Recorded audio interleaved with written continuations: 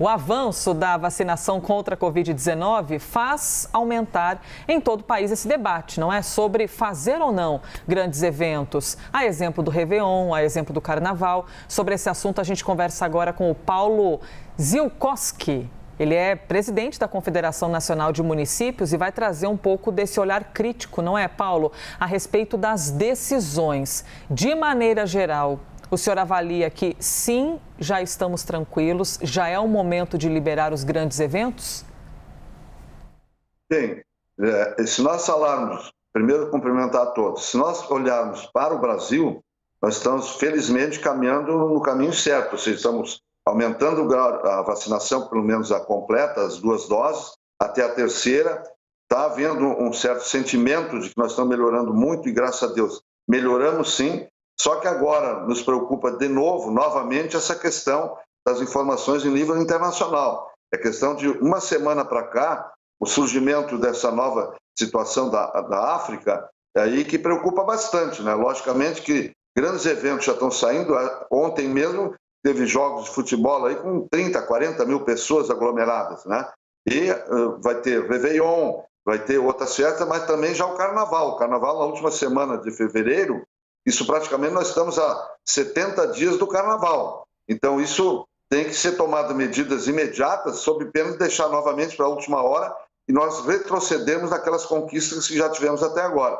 Para isso os municípios estão se preocupando bastante em todos os níveis, desde um pequeno município até uma capital, como vocês falaram aí, de São Paulo.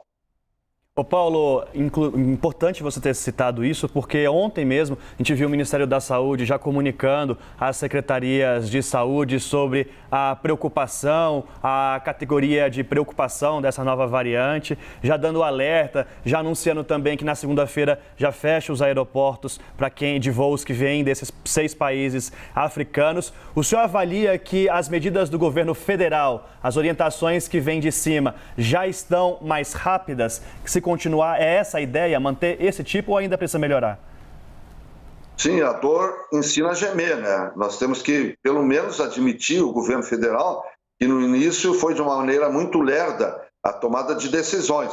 Isso agora, em função de todo o dano já causado, talvez ensine as autoridades federais a tomarem imediatamente medidas concretas, como esta que já deveria quase que estar existindo, e outras também, porque o primeiro momento, o ingresso virá através exatamente da comunicação aonde está localizado o desenvolvimento, infelizmente, dessa nova cepa, que estão chamando aí de B11529 e que também tem outro nome. Mas isso preocupa bastante. Não sabemos se as vacinas hoje estão sendo aplicadas, se elas vão resistir a esse novo vírus também e qual a intensidade. A grande verdade é que tem que tomar imediatamente agora por parte do governo federal. Os municípios ainda não tem como hoje o município proibir esse ou aquele evento, que essa cepa não está aqui ainda. Mas ela seguramente, infelizmente, poderá vir aqui e não sabemos qual o dano que novamente vai causar. A própria movimentação econômica mundial, as bolsas de valores, já estão acusando esse golpe, já estão preocupados. Agora, nós, os municípios, temos que também tomar internamente as nossas decisões. E já que o senhor é presidente da Confederação Nacional dos Municípios, o que o senhor tem ouvido dos prefeitos ou até as mensagens que chegam por meio dos secretários de saúde? Esse clima de ainda insegurança, não é? De interrogação, de se é o momento ou não, ele quase que é geral? É esse tipo de sentimento que o senhor tem podido observar das administrações, Paulo?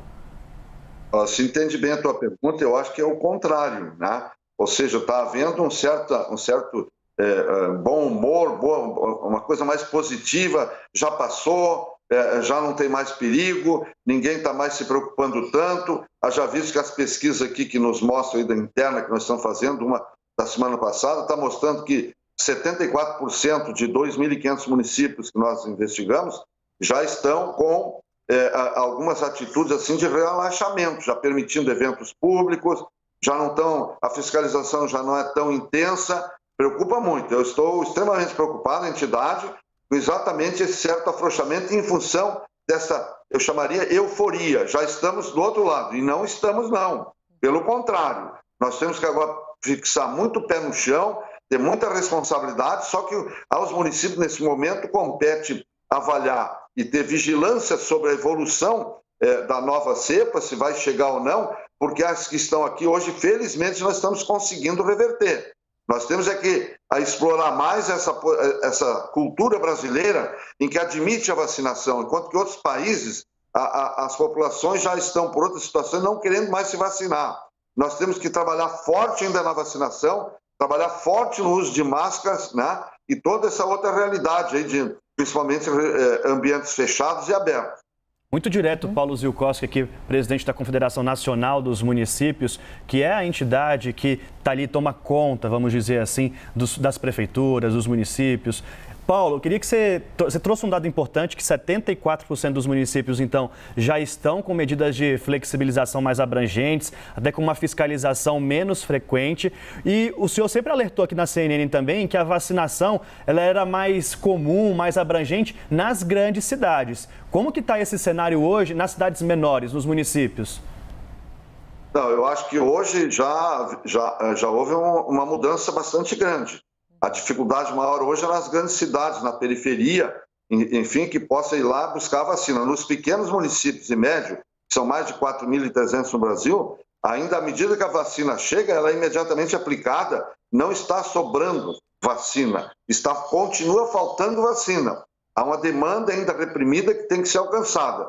Então nós temos que pugnar agora, exatamente por isso, ampliar de preferência, sair desse 63% aí que está um pouco empacado, nas 2 doses e até na terceira, e evoluir bastante para tentar chegar a 80%. Esse é um primeiro ponto. O segundo é manter e duplicar a vigilância na questão do uso da máscara, né, do afastamento desses eventos, ter muito controle. O que eu repito é isso, é que há um sentimento interno, e se nós olharmos para a nossa situação interna, realmente ela tem melhorado muito, bastante, mas nem por isso temos que baixar a guarda, pelo contrário.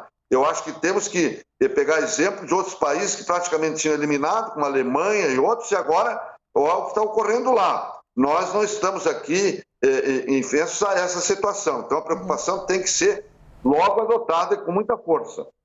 Paulo, e essa discussão em cima dos grandes eventos é muito importante para os municípios e você com certeza acompanha isso com intimidade, porque o turismo, esse setor cultural, movimenta muito o caixa dos municípios, não é? Que já ficaram extremamente defasados com esse momento de pandemia, comércio fechado, para conter o avanço da doença. Então, essa discussão ela é mais do que necessária neste momento, porque de um lado é assegurar a saúde e a vida das pessoas, mas por outro é uma movimentação que faz a diferença no caixa dos municípios. Aqui em São Paulo, você tem aqui aproximadamente 15 milhões de pessoas que circulam em média durante um período de carnaval, mas que também podem transmitir a doença e piorar o cenário sanitário. É difícil a decisão, não é? É difícil. Se nós olharmos para a gestão da prefeitura em si, o impacto não é grande se houve o evento ou não. Logicamente, a longo prazo é que ele tem efeito. Por exemplo, o imposto de serviço, que é o ICMS, o próprio ISS tem um impacto, o ISS mais direto, o outro mais indireto. Então, eu diria que quanto à administração, não é tanto o problema é o emprego, o problema é a economia andar. O problema é as pessoas voltar a poder trabalhar, ter o seu emprego, ter a sua remuneração e poder ter uma vida um pouco mais digna, né? Isso está atingindo bastante forte. Então, temos que ter todos esses olhares, o olhar da pessoa que precisa trabalhar, e isso preocupa muito. Então, o turismo dá um retorno imediato, é um dos setores da economia que é só acionar e ele já está produzindo. Agora, em termos de arrecadação, o efeito é mais retardado. Então, nós temos que cuidar mais nesse momento exatamente da saúde, porque se o cidadão foi afetado pela Covid, ele vai acabar indo para o posto de saúde e o município vai ter que gastar muito, né, para poder dar o atendimento, dar o acompanhamento. Paulo, se confirmado o alto grau de perigo, de transmissibilidade dessa nova variante, o que há hoje já programado ou que pode ser feito de maneira diferente do que a gente viu em outros casos de variantes também preocupantes?